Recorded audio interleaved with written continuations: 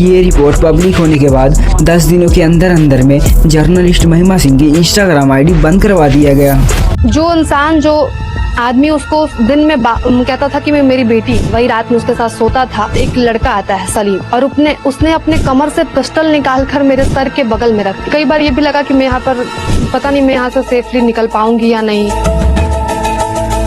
बिहार में ऑर्केस्ट्रा के नाम पर रेड लाइट एरिया चल रहा है, और जब इसको एक्सपोज करने के लिए हमारी टीम और मैं उनके साथ अंडर कवर बनकर सिवान पहुंची, तो सबसे पहले मैं दीपक ऑर्केस्ट्रा में गई। एक लोकल एजेंट ने मेरी वहां पर एंट्री करवाई। तो एक बड़ा सा लोहे का गेट था जिसे मेरे अंदर जाते ही बंद करवा दिया गया।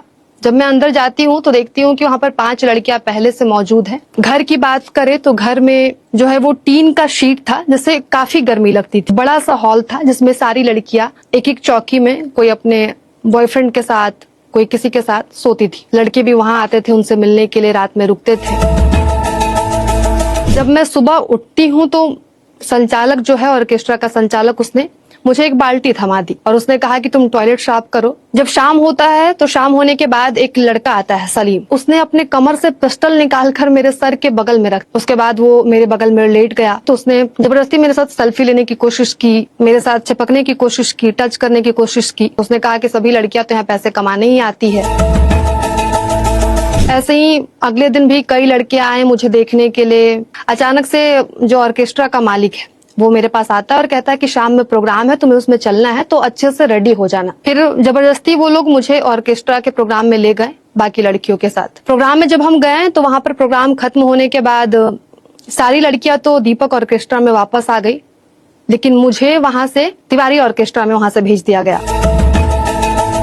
फिर जब सुबह होते ही मैंने जब तिवारी ऑर्केस्ट्रा में पैसे मांगे अपने काम के लिए, जरूरत के लिए, तो वहां बताया गया कि तुम्हें तो यहाँ पर दीपक ऑर्केस्ट्रा के द्वारा बेच दिया गया है हमें। तिवारी ऑर्केस्ट्रा में क्या था कि उनकी जो बीवी थी, तो उन्होंने मुझसे कहा कि तुम मेरी कुछ लड़कियां रहती है विक्की के साथ, तुम वहां पे चली जाओ। तो जब मैं विक्की के साथ लोकेशन पे, उसके लोकेशन पे पहुंची, तो वहां पे पता चला कि वहां पे भी मेरा सौदा कर दिया गया है, मुझे कहीं और तीसरे ऑर्केस्ट्रा में बेच दिया गया है।